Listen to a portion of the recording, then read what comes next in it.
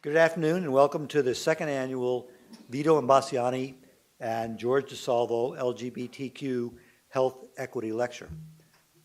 Dr. Imbasciani and his spouse George generously endowed this series, the first such at any medical school, with the goal of supporting the preparation of culturally competent physicians who can provide medical care and preventative services that are specific to the LGBTQ population, something that has long needed our attention.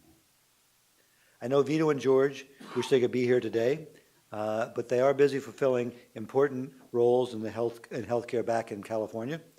Vito, a urologic surgeon, was just recently appointed as the Secretary of the California Department of Veteran Affairs by Governor Jerry Brown. And George, his spouse, serves as the Chief Financial Officer of the Kaiser Foundation Health Plan, for Los Angeles. So rather large roles they have in providing care in that community. Today we'll hear from one of our own, Dr. Evan Eyler, professor of psychiatry and family medicine. Evan did his graduate study at the University of Michigan, where he received an MD from the medical school and a master's degree from the School of Public Health. He has been active in transgender medical care since 1995. Prior to joining the UVM faculty in 2005, Dr. Eyler served as the Director of Primary Care Services of the University of Medicine Comprehensive Gender Services Program. He has also really been a contributor and made a difference in this field nationally. He's published 2 books in the field, Principles of Transgender Medical and Transgender Medicine and Surgery, and Gay, Lesbian, Bisexual, and Transgender Aging, Challenges in Research, Practice, and Policy, which is really a developing topic in this field. He is also a very compassionate and caring physician, and his work with patients and learners has been recognized by the UVM College of Medicine's 2014 Leonard Tao Humanism and Medicine Award. Please join me in welcoming Dr. Eyler.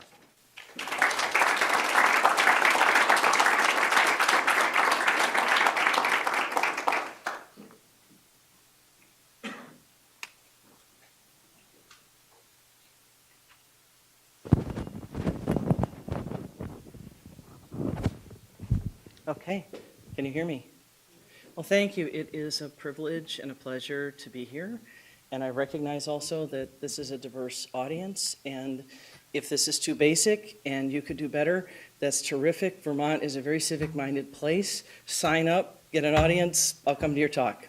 On the other hand, if there's something that I'm saying that doesn't make any sense, then we have time to discuss afterwards. Hopefully we can do that.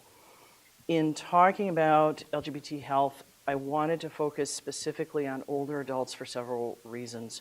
One is that I think when we're considering progress over time, it's the cohort of people who are older adults now, which I'm defining roughly as people in their 70s, 80s, 90s, 100s, although certainly there are people younger than that who have similar concerns and similar experiences.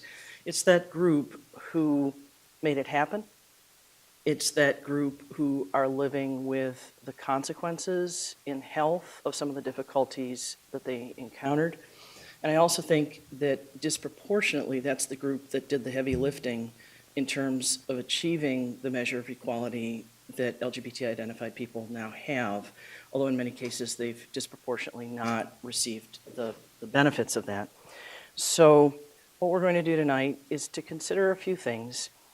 How is the life experience of older adults who are members of sexual orientation and gender identity minorities, so basically LGBT, et cetera, people, how has life experience influenced their health and participation in medical and other healthcare environments?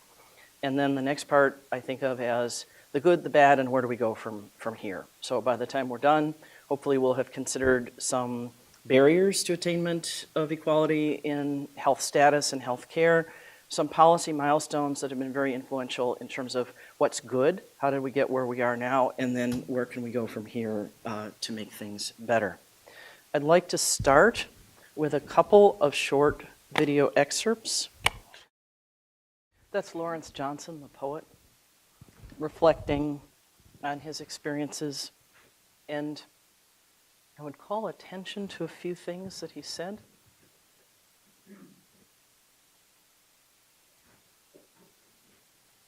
might call attention to a few things that he said if I had a slide. Okay, here we go. Good. All right. These are the take-home points that I took from the discussion that he was just giving us. Earlier times of life absolutely were dangerous for most people who were in some way LGBT identified or who thought they might be in earlier times of their life. Living openly was not an option. And when he said all that gets internalized, it does. The instinct to isolation, the fear, the shame, are things that people carry with them the rest of their lives, even if things are better subsequently, and even if they make a lot of progress in dealing with that. Then the body becomes more vulnerable in old age, and it brings all of that back up again. When was the last time that you felt frightened? When was the last time that you felt vulnerable? At the same time, on the good side, he says, now I look at all these people and I see me. And that's what I always hope for in any sort of clinical interaction, is that people will be most themselves and be comfortable being themselves when they're dealing with me or with any of us. So these are the things we're going to talk about next. Who are LGBT identified people, particularly older adults? What about health disparities? And what progress has been made? What are some possibilities? I like the abbreviation SOGI, pronounced SOGI, that shows up in more and more articles. It stands for sexual orientation and gender identity. I like it because it sounds so samurai. You know, have these data been checked for SOGI effects? Yes, sensei, just as you taught us. At the same time, it's a good little sort of acronym. I put an asterisk next to the word queer in that this has become somewhat of an umbrella term for anyone whose sexual orientation or gender identity is sort of non-majority, but it tends to be disproportionately not used by older adults. It's just too painful for many people, so that for someone who's younger and maybe had a lesser burden of suffering, the sense is, well, why don't we reclaim that word and do something good with it? An older gentleman said to me, you know, my family's Jewish, and when we start referring to ourselves with every slur ever invented for Jewish people, and when my sisters start referring to themselves with every slur, you know, or even just one of them that has been made up for women, then I'll start calling myself queer. In the meantime, I won't do that. Okay, he's earned that, you know, and I point that out because it is a generational cohort effect, one that I think of many. Gender identity, I think it's good to have a definition right off the bat, and for people who were here when we talked about this the other day, bear with me just for a minute here, in that really gender identity refers to an internal psychological sense, a self-perception of whether one is or really should be a woman, a man, or a member of some other gender, which is different than gender role or expression, which are the things that we do to communicate to other people how we would like to be perceived. It's a little graphic by a guy named Killerman that I sometimes use in talking with parents who have gender atypical or gender creative kids. And the point that he's making here is that it has been said that sex lives below the belt and that gender lives above the ears. I think there's a lot of truth to that. He also symbolizes sexual orientation with a heart, which I would suggest is really just symbolic. That also would live in the brain, but we symbolize that collection of neurobiological functions with a heart. I guess it's nicer. And then he's showing the genderbread person in the ginger color to symbolize expression, living in the world, that sort of thing. Trans is a little different than lesbian, gay, bisexual, or other sexualities in that gender transition involves visible physical changes. After a while, there isn't a closet.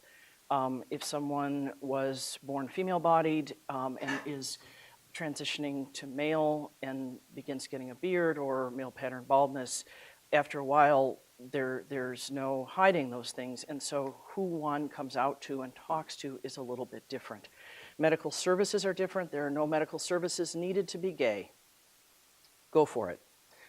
Gender transition, on the other hand, often involves hormonal and surgical treatments. For young kids, it may involve puberty suspension, and these are usually lifelong treatments that hormones are often taken through the rest of one's life. Therefore, medical services become partly hormone-based and partly organ-based. A transgender woman who still has a prostate may develop prostate disease. At the same time, her hemoglobin will probably go into the female range after a relatively short time of having a female hormonal constellation. The burden of stigma is often greater in a healthcare setting. One of the things that I hear from people not uncommonly is, well, gosh, everybody knows someone who's gay, but this is different, this is new. To which I can only say, God, I wish I had a video camera and a time machine and could go back 50 years and say, that's no big deal, terrific, but we don't have that. And often there's less social support, particularly for older adults. I also want to just give the caveat that the LGBT community is often symbolized with a plus or an asterisk, represented a diverse group of populations that have some similarities in terms of minority status and goals, but are distinct nonetheless. Intersectionality theory recognizes also that people can have multiple minority identities that interact in unique ways. There was a wonderful book that came out in the early 80s. Patricia Bell-Scott, Barbara Smith, and Gloria Hall wrote, called All the Women Are White, All the Blacks Are Men, But Some of Us Are Brave. That was about African American women's studies, a really groundbreaking book, saying, this experience is different than either that of African American men or white women. We are our own distinct group. Sometimes this becomes extremely important in LGBT health.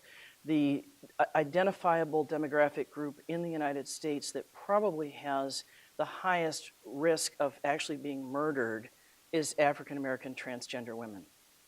I think because of factors like that. So this is a complex topic. This can be a start. We can have more discussion, and there can be more discussion on other days. So who are the older adults that we're talking about? This is a population that is diverse in terms of life experience, although with some common themes. LGBT-identified people in general are becoming more visible, both the young and the old. LGBT older adults include people who are out late, who did not have the opportunity to be out early and are finally becoming visible and wanting to be identified and treated for who they are. Also includes some people who were extremely brave and led the way and did the groundbreaking things that we're talking about tonight. People going back into the closet because they feel too vulnerable to be identified at a time when they're not their best. A friend called me a while ago and said, I need you to come and stay with me in the hospital overnight after I have surgery. And I said, tell me more. This is someone who has a Ph.D., who's very successful, raised her child as a single mom. And she said, about some of the experiences that I had when I was young, and I do. She had told me about some of the traumas that she experienced. And she said, I know this is not what's going to happen, but I can't shake the feeling that when I'm back in my hospital room after surgery and I'm still a little groggy, that someone is going to come and hurt me and I can't defend myself. It reminds me of too many experiences that I had in the past, and I just want someone there. Will you do it? And I said, of course.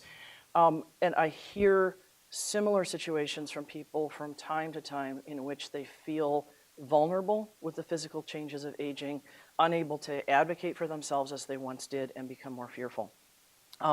This is a group of people who lived in fear of discovery. What will happen if people know? The one gentleman in Out Late said the worst thing would be having people know that you were a fag. Must hide that. People who learn to be ashamed through the feedback that they got growing up and many times later on to heal. And some people who are seizing the opportunity to come out at long last. So a group of people who in many ways are brave, wounded, cautious, and proud. I'm going to show you one more little set of films. Different age, different era, different world, etc. But since we should flesh this out a little bit and we have the time to do it, let's go on and talk a little bit about history and how that is known to people currently and how it influences their lives and our lives. So a very, very brief history of dates of note. Bottom line, there have always been gay people. There has always been gender variance, as well as we can tell. In ancient Greeks and Roman Republic times, there was a fair amount of tolerance. The Roman Empire came along, and suddenly we have sodomy laws with very huge penalties. That gets translated into British common law, although interestingly, not in France forever. For those of you who are of French ancestry, with the French Revolution, they got rid of the so-called victimless crimes, which included things like sodomy and blasphemy. So may have consequences for the individual, but not for society. That being said, there have always been people who have been gay, who have been trans, including in Vermont.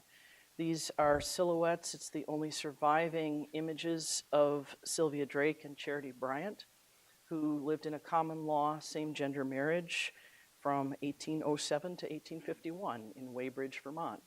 And unlike many other couples where there are sort of hints, here we have diaries. We have records from the tailor shop that they ran together, and we have their gravestone, which is in Addison County. A friend of mine who's an older gay man said that he was in the area, stopped, went and found it in the cemetery, and stood there and wept. He said, there have always been gay people, but for once we have tangible evidence that that was the fact. In addition to which, their families must have respected their relationship, because this would have been a sizable expense to get them a joint headstone that was made of high quality stone and durably worked so that 150 years later, it would still be readable and still be visible. I couldn't find similar evidence for others, but let's just say there have always been male couples, there have always been gender variant people in Vermont and everywhere else. These are some of the other sort of dates of progress, for good or bad, along the road to where we are now. The Stonewall riots, or Stonewall uprising, I guess I should say, in 1969, certainly was a galvanizing of the gay community and to a degree trans community fighting back against police. And after that, a number of other important things happened. Many times progress in healthcare follows progress in civil rights, once in a while the other way around. The American Psychiatric Association dropped homosexuality as a psychiatric condition in the DSM in 1973. Interestingly, when it had been put in the DSM earlier, that was considered by many gay people to be an improvement, because it was better to be unwell than morally failing. But why be either one? One of the little interesting side notes of history, in 1979, Sweden removed homosexuality as an illness from their national health organization after a day of protest in which protesters called into work gay. If it's an illness, I shouldn't be expected to work if I'm ill. And I can imagine the employer on the other end of the phone either speechless or saying, what? That's right, I'm calling in gay. So apparently that was successful, and it was depathologized in Sweden.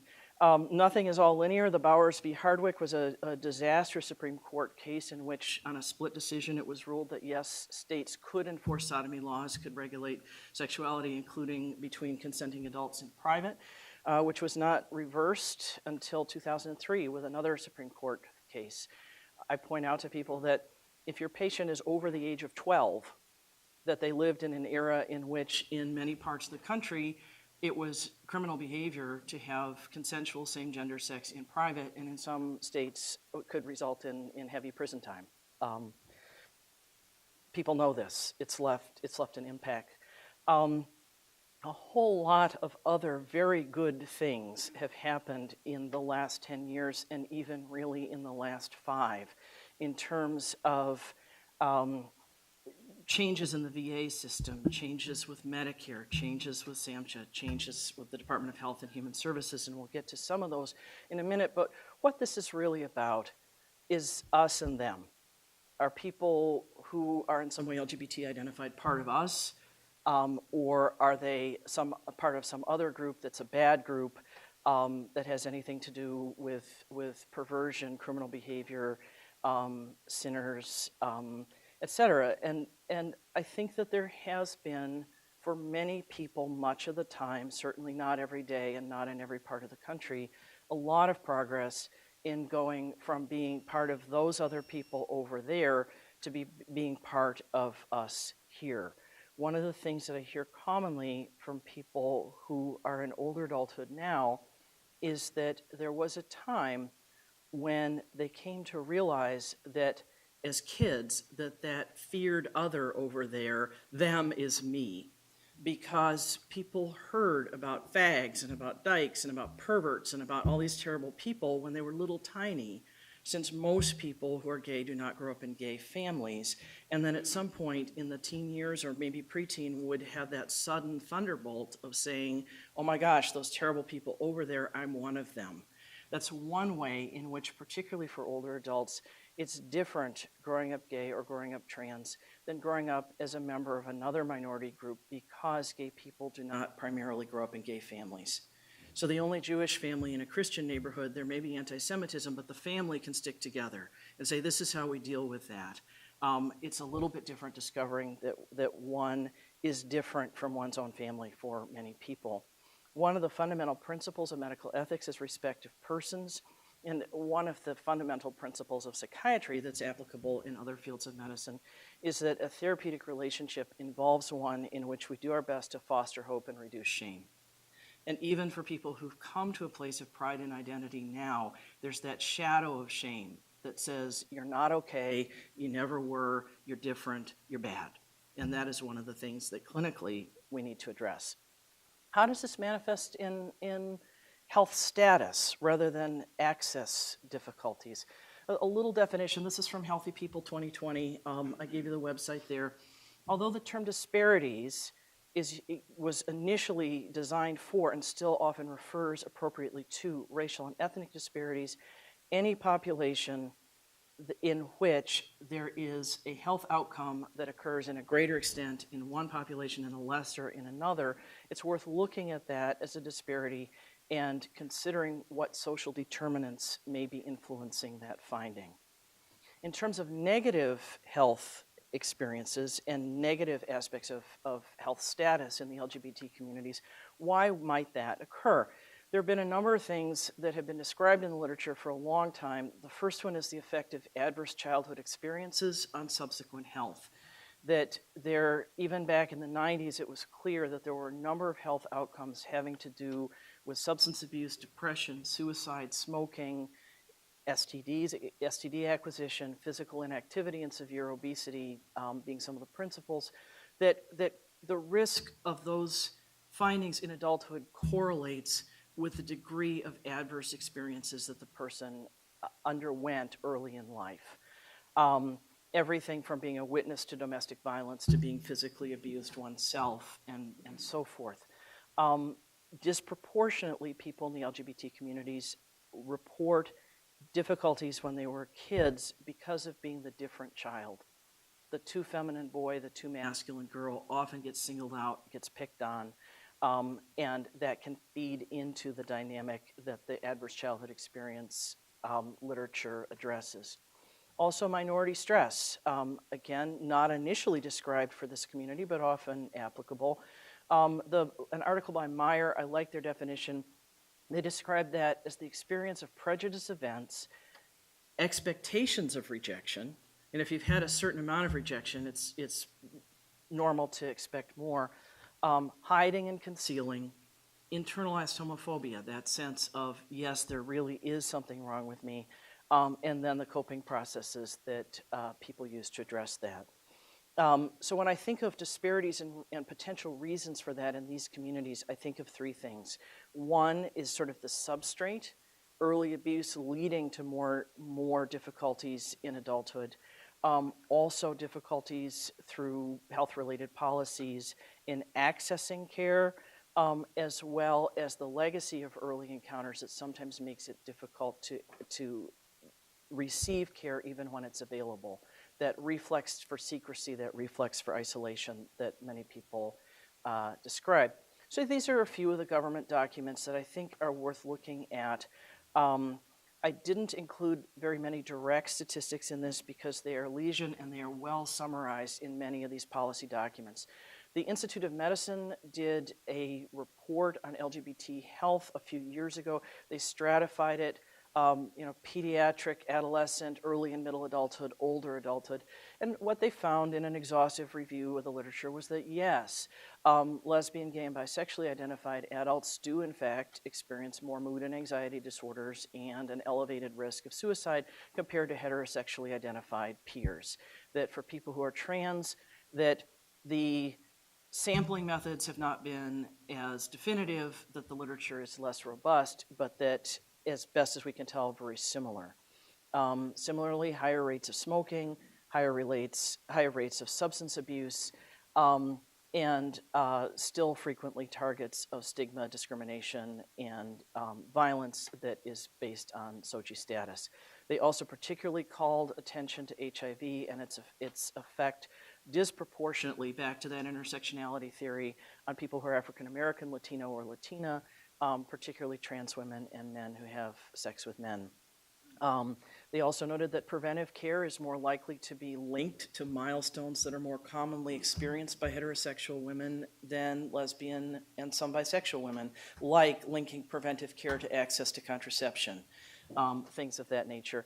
And on a good note, although lesbian and gay adults are less likely to be parents than their heterosexual peers, their kids generally do well. All of the things that people who are currently older adults grew up hearing about how children would be irrevocably damaged by having two moms or two dads, or a trans parent, I guess, was probably not even discussed at that time, are false. They also noted that in later adulthood, one area that there is some indication and that needs fleshing out with additional research is the amount of crisis competence and resilience that many SOGI-identified older adults have. That in many cases, the whole thing about what does not kill us makes us stronger, sometimes that's true. And they specifically called attention to the fact that it is very difficult in a group that lost a lot of peers to HIV when they were young, now to be losing their remaining friends to things like heart disease and cancer. The transgender literature is not as robust. One of the documents that we have that's pretty good, I think, is the National Transgender Discrimination Survey report on health and healthcare that came out in 2010. There was just another round of survey sampling completed, so this will come out with a revision next year. What they found was, yes, illness and disability is more common among trans people than their non-trans peers. Suicidal ideation and attempts much more common than among non-trans peers, and the same types of patterns as are seen among lesbian, gay, and bisexual adults with regard to substance use and related problems. They also called attention to minority stress in the literature in that regard, and directly to barriers to care, that of their survey respondents, 28% reported harassment in clinical settings, postponing care due to fear of discrimination, being denied care, feeling that providers of care were not knowledgeable, as well as a result of discrimination and stigma, often being lower income or not having coverage or not having insurance coverage that covered the sorts of things that they needed as health services. The Healthy People 2020 document, again, voluminously referenced very similar findings. I liked a couple of the things that they pointed out. One was that experiences of violence and victimization produce long-lasting effects. Things that happen to people in their teens and 20s affect their health in their 50s and 60s and 70s. But at the same time, that can be mitigated through personal, family, and social acceptance. And that basically there are things that can be done now to make things better. They also flesh out specifically what is it that constitutes barriers to health at this point. Types of legal discrimination in health insurance, legal marriage, which is getting fixed, although there are same-gender marriage rights nationwide at this point, but since many states do not have employment protections based on sexual orientation and gender identity, many people cannot get married because of the very realistic possibility of being married on Sunday and fired on Monday. So even though the legal right is there, it's not yet practically applicable. So that many heterosexual couples who can access health insurance through their spouse, their gay or trans peers, if they live in a state without employment protections, are not able to do that. Similar mirrored problems with retirement benefits, including Social Security and the VA, patterns of inheritance that have affected the older adults, even if there are now legal remedies, and also a lack of social programs that targeted towards the groups that need them most are some of the findings that they came up with. So when I think of this, I think, okay, if we look at the last 50 years or so, 1965 to 2015, we've come a long way. The progress hasn't been linear. In some ways, it's been sort of parabolic in recent years. And I think of that as really being kind of halfway home. You know, on the good side, LGBT identified older adults are becoming more visible in healthcare environments. And also, LGBT health status, including for older adults, is becoming a mainstream concern. In medical education, in research, in public policy, there have been a number of very good literature reviews and focused policy analyses in recent years. The not so good news is that the suspected health disparities that people in clinical medicine for a long time thought were there really are. There's good documentation of that now.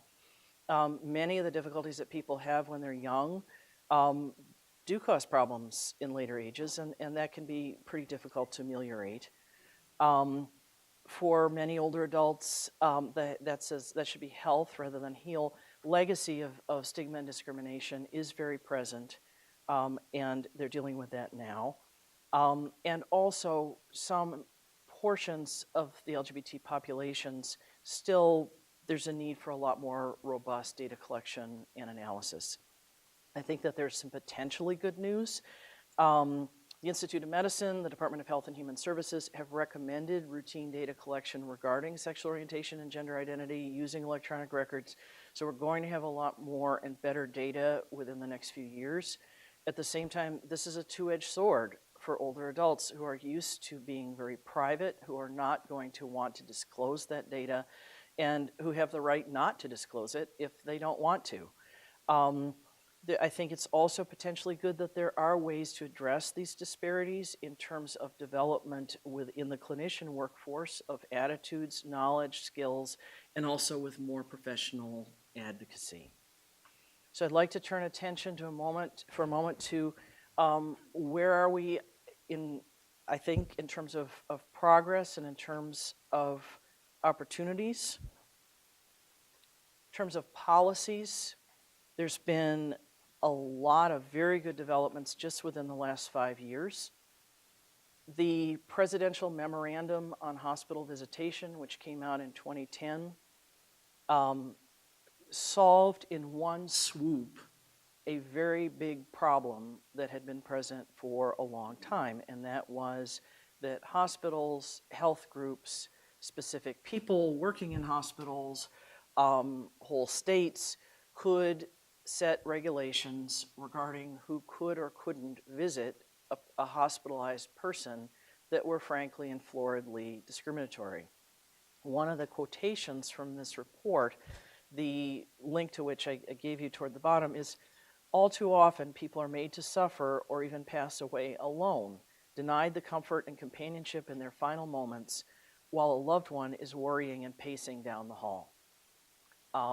And so, thank you, President Obama. It's done. That is no longer a lawful thing to do.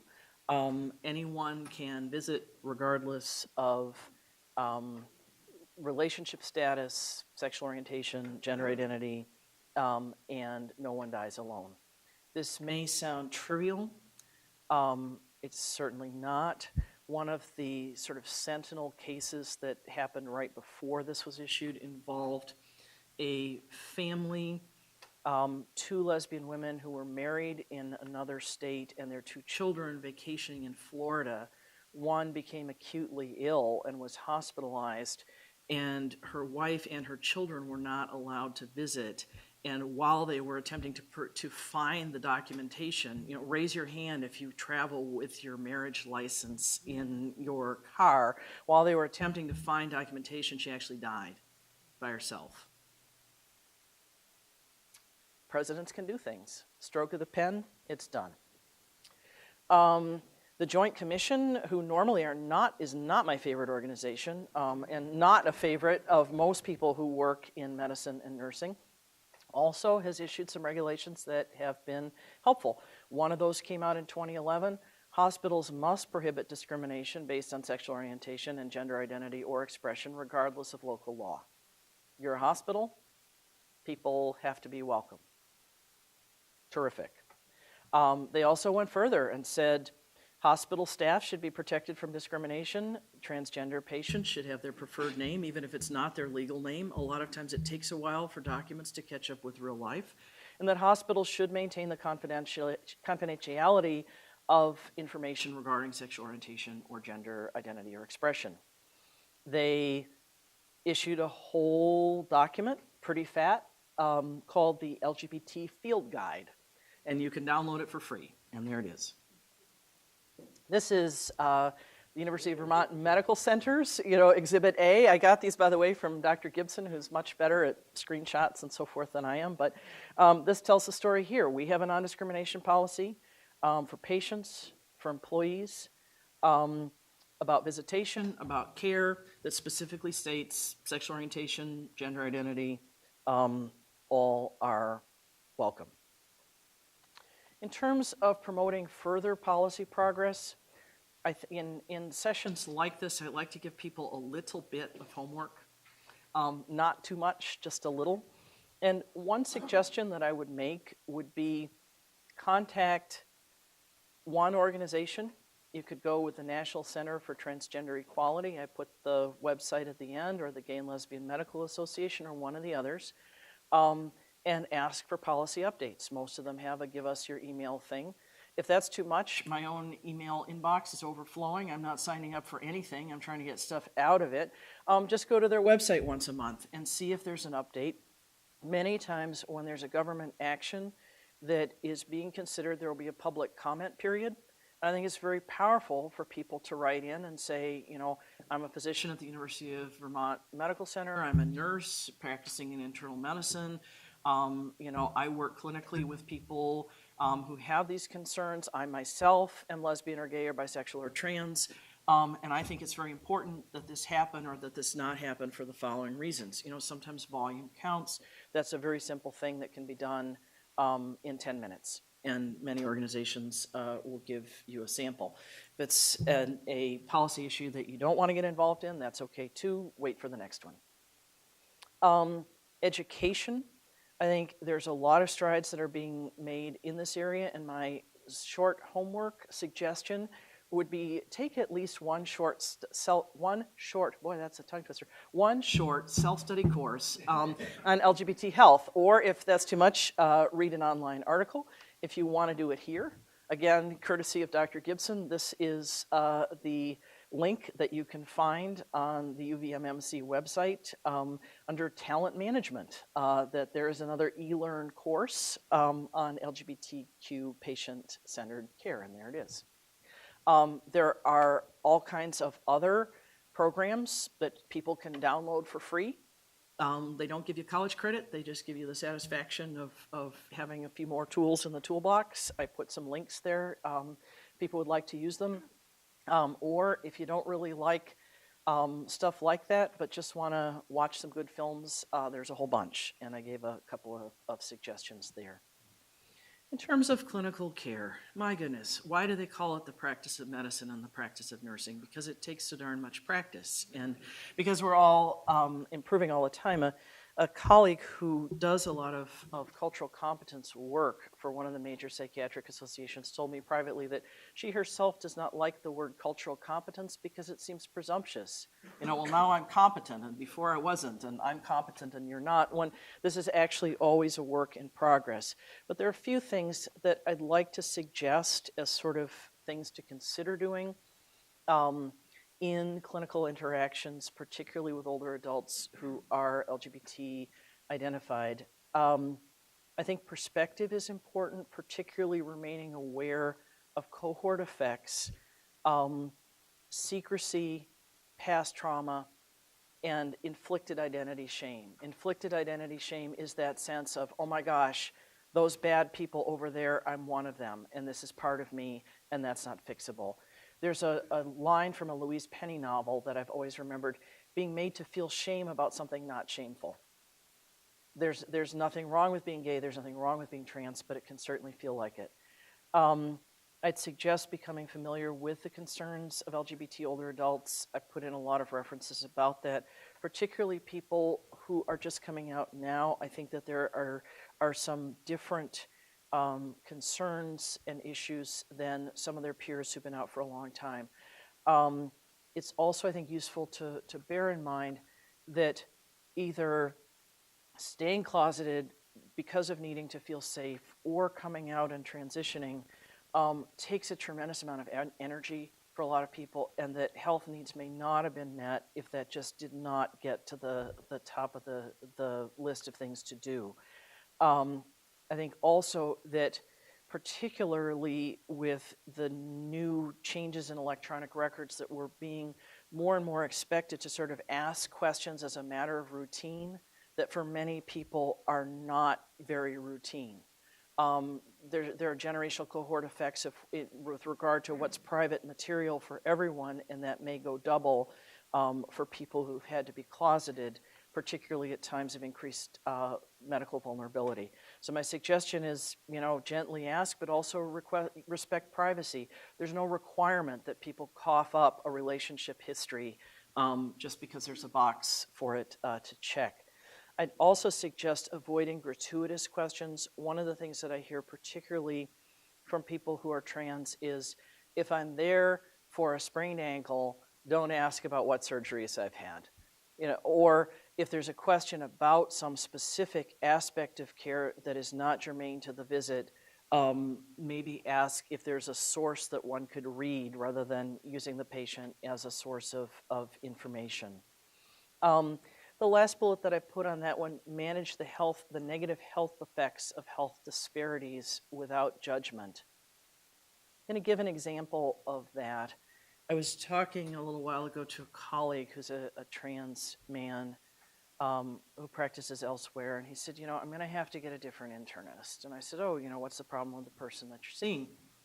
And he said, well, one of the practice improvement projects that they have going is treatment of obesity, and I'm quite overweight. And I said, so many of us are, tell me more.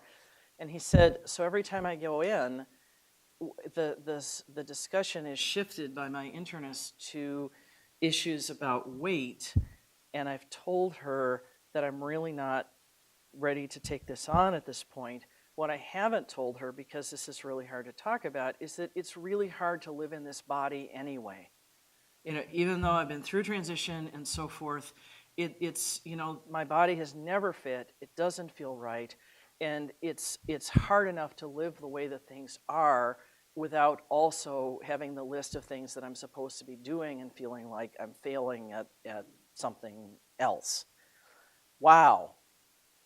Okay, does that mean, all right, so sure, everybody smoke, drink, be sedentary and overweight? No, there are going to be consequences. At the same time, I think that for a lot of people, living in the body may be more difficult than for some of their peers, particularly for trans people, but for some others as well. I would suggest an attitude of go the extra mile in terms of communicating welcome, communicating respect and openness. It's always useful to post a non-discrimination statement, but I think also sometimes the artwork we choose, it might be nice to see a variety of older couples of different kinds with their photos on the walls. That just might send a much, the picture worth 1,000 words sort of message that anything I could say would not be as profound. And then using community and national resources, I think, to go further than we can is also very helpful. Ask about preferred forms of address or address, as we say. What pronoun would you like me to use? I see that your name is different in your record than as we're talking now. Has there been a change? What name would you like me to use? I regard language as a description of the individual for all of us, and therefore try to stay with language as an evolving tool, and at the same time use terms that patients prefer. If an older adult hears the word queer and flinches, terrific. He or she has earned the right to do that. If someone says, please refer to me as genderqueer, fine. They're probably under 40, that's fine too. The other thing that I just would say, I think so much of the time that clinical encounters become needlessly complicated, and that if a misunderstanding has occurred about pronoun status, preferred name, partner, relationship, and a gaffe has been made, gosh, remain calm, apologize, say, I've made a mistake here, what can I do to make this right, and then move on. I think sometimes we get stuck in ways that just are not needed. So be fully present, have a warm and welcoming heart. If a mistake is made, it's probably fixable. We're getting towards the end of the homework, but I'm going to suggest one more assignment, and that is that it may be helpful to review at least one current policy document regarding LGBT health indices and goals. I gave you a whole bunch, and then to apply that to find at least one way to work to improve the care of LGBT patients where you work, if you work in healthcare. There are a lot of things that need fixing. I think that the electronic health record is one of them. We're on it. Senior leadership at the University of Vermont Medical Center has signed off. It'll get easier, but in the meantime, there are going to be some difficulties. And as much as we can do to provide a routine, relaxed response to difficulties in that area and help patients to navigate the problems, help our colleagues to navigate the problems, the better things will be. An example of that, I recently saw someone for consultation who was quite depressed, needed admission to inpatient psychiatry. And in getting the information, the story emerged that she had actually gone to the emergency department a couple of days before, and that when she was registering, that up came her previous male name and previous photograph from several years ago that looks quite different. This is someone who's in middle adulthood, a trans woman. She looks quite different now than she did 3 or 4 years ago. And her name is different. Up it came, and the person doing registration said, gee, there's a problem here, and are you sure this is your ID, and so forth, and that's an entirely reasonable question. Possibly she is someone who doesn't have insurance and is attempting to use the insurance card of a family member. That could easily happen. At the same time, this is someone who's depressed, who's considering suicide, who's not at her best, and who shouldn't need to go through a situation like that and be responsible for trying to explain things while standing on one foot, while trying to register to get care that she desperately needs. And so I call attention to these difficulties because I think that as much as we can do to support patients and support each other in dealing with problems that have to do with technology, the better things will be. From time to time, there's information that comes up having to do with gender history, transgender anatomy, sexual orientation, partners, or relationships that is not expected in a clinical setting. We can remain calm, say, gosh, I guess this isn't up to date. Tell me how it should be, and go from there. I think there are a number of things that still need to be done nationally at a policy level. We need uniform, fair requirements for what needs to be done to change gender status across the country. In Vermont, it's not that hard. One produces medical documentation, goes to the DMV to get a license, so forth. In some states, it's very difficult. That's an area that needs to be addressed. Insurances need to stop using M or F as an identifier. For a long time, it's been used as sort of a check digit because it was considered to be an immutable characteristic, which clearly this is not. People get bills when they transition gender and their insurance paperwork has not caught up that the insurance will wind up paying in most cases, but it's going to be a hassle for everyone. We need reasonable criteria for transgender surgery eligibility and insurance coverage, and a change in federal policies regarding insurance. In the state of Vermont, it is unlawful for insurance plans to discriminate based on sexual orientation or gender identity, including transgender. However, that applies to Blue Cross Blue Shield of Vermont, but it does not apply to people who have coverage through a federal program through a family member, and that needs to be changed.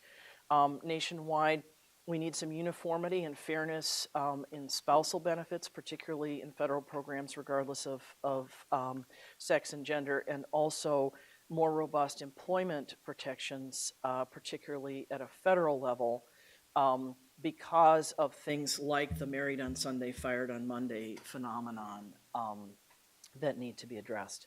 So bottom line, we've come a really long way. I'm grateful for that. It's one of the good things about being old is that there is enough stuff in the rearview mirror to say this is better. And at the same time, I think that there is more to go and that there are some steps that we can take to try to bring about additional progress and really full equality, both on a one-to-one level in clinical care and also on a more macro level having to do with policy and planning. We're not going to go through the resources, but I gave you a number of them. Professional associations that have good policies regarding LGBT inclusion, non-discrimination, things of that type. If we went back 20 years, it would be pretty much nobody. Now it's pretty much everybody that has to do with health policy. Some of the resources that we talked about in terms of surveys and analyses, I gave you those, as well as a few books, including mine, and some organizations that may be useful to patients and colleagues. And that's all I got. So there's time to talk, and thanks for listening.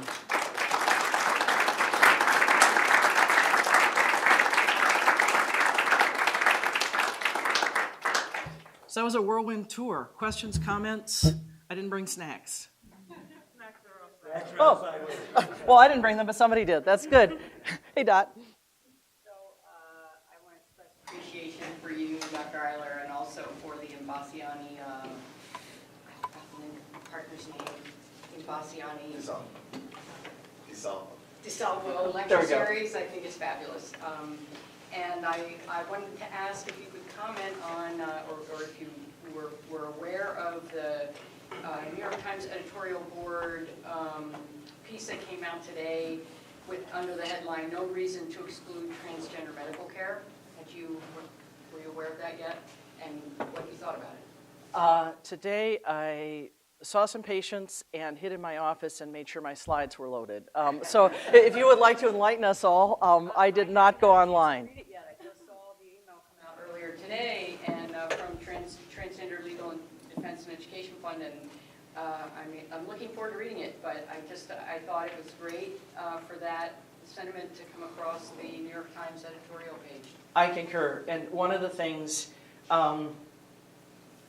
This is a much more Vermont-y session than Vito's that was much more national in California last time. And one of the things that I will mention is that Vermont has been a part of that sea change in insurance that in some ways that we were in on the ground floor with that you and I and some other people met with Blue Cross Blue Shield of Vermont over a period of a couple of years while they were reassessing their policy regarding coverage for services, medical services related to gender transition.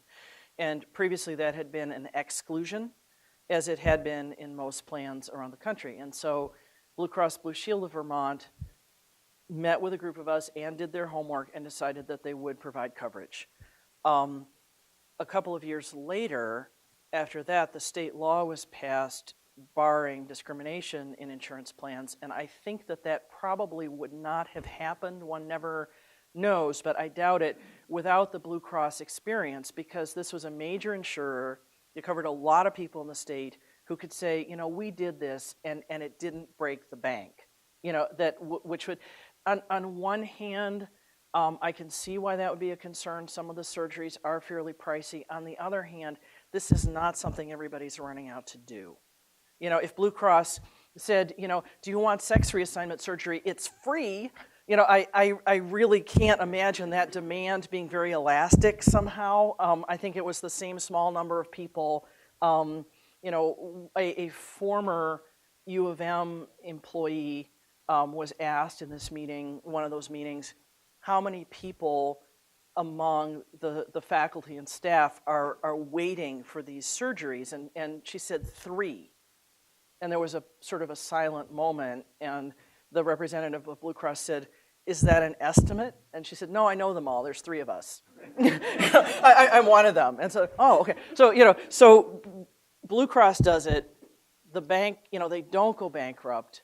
At that point, it's easier because there's no real opposition from the insurers to get a good state law passed. And then you have a whole state and a few other states having the experience that this doesn't break the bank. And then it looks just like discrimination rather than somehow fiscal responsibility. So thank you for bringing that up. I didn't know it was there. Go New York Times editorial. It's all good.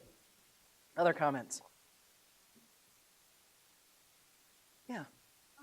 So as UVM's weaving a lot of LGBT health throughout its curriculum, and there's more and more awareness, I assume that there will be more and more intakes that include LGBTQ questions. And as you're talking about, there's a lot of trauma and stuff under the surface, especially for older folks.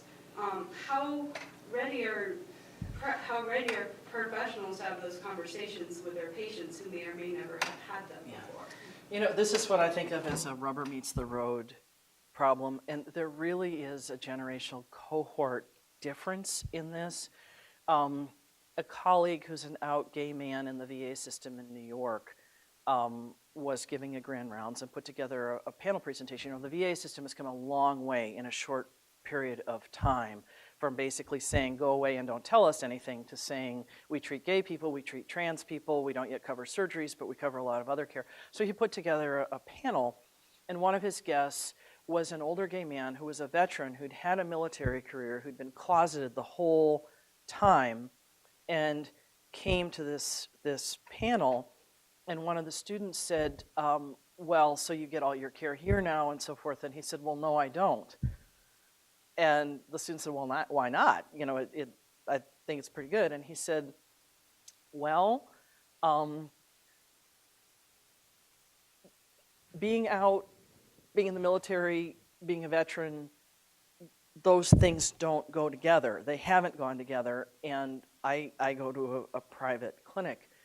And my colleague said that it was another one of those moments where the gulf had opened, in that the students who were primarily in their mid-20s, as a group, were having a lot of difficulty understanding why that might be, when to the panel members who were in their 50s and up, it was just knee-jerk. You know, of course you need to be closeted. Of course you need to not be out.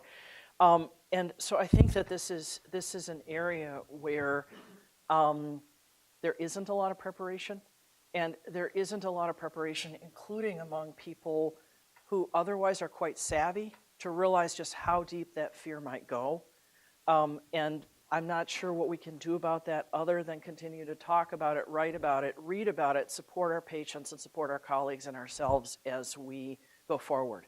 You know, this is something that probably 20 years hence will not be an issue at all, but we've got some time to get from here to there.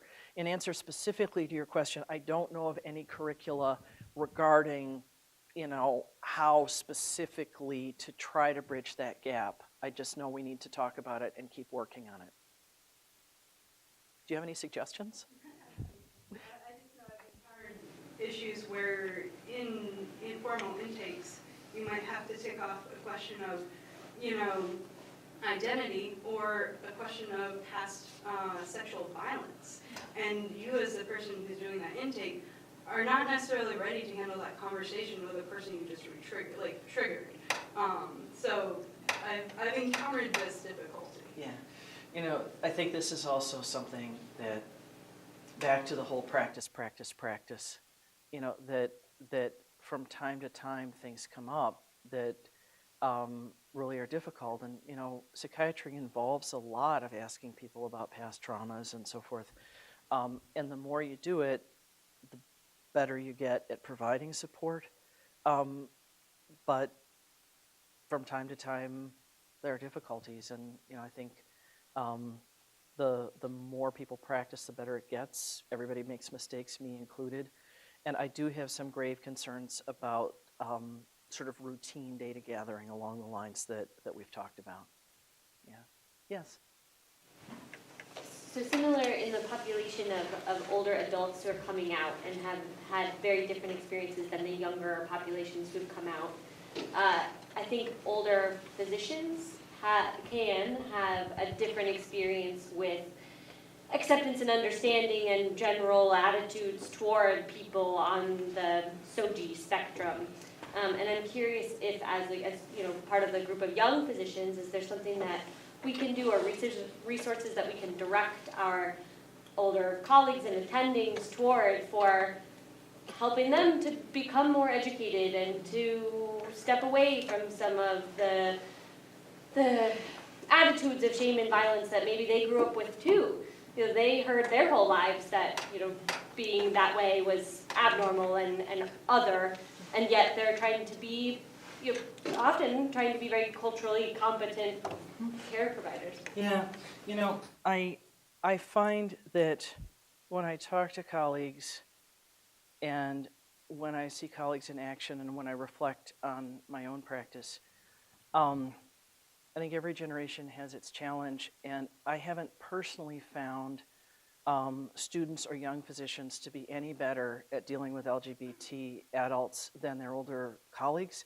And in fact, in many cases, they're actually not as skilled because the generational cohort effects are so huge. That each of us in our way is time bound, right? And we do the best we can to learn about, think about the concerns of people who are far younger or far older, and to stay educated and so forth. But from time to time, some of the students and young physicians who are the most savvy with regard to concerns of LGBTQ plus asterisk younger people, I hear them dealing with patients who are older, and the things that are said I think of as culturally incompetent in a generational sense. That is not something that one would say to someone who's over 50, and there's not an awareness of that. And so I think in many ways that we're all in the same boat, although possibly in a different part of the boat, in terms of trying to expand knowledge and skill and so forth. In terms of specific resources that I would direct specific people to or that I would want to read myself, I think it really depends on the needs of the individual, and I tried to provide some sort of broad-based kinds of things, but there's a lot of other material there, and if you find something that you personally find particularly helpful or that a friend or colleague did, send me an email and I'll be glad to stick it in, because we can always use more sources of good information. Yeah, Rick? We've run over quite a bit. Oh, have we? Yeah. Oops. And we've got food out there, we don't want to go bad. I want to get him out to dinner a little later, so. As they say when the bar is closing, you don't have to go home, but you can't stay here. So thanks very much.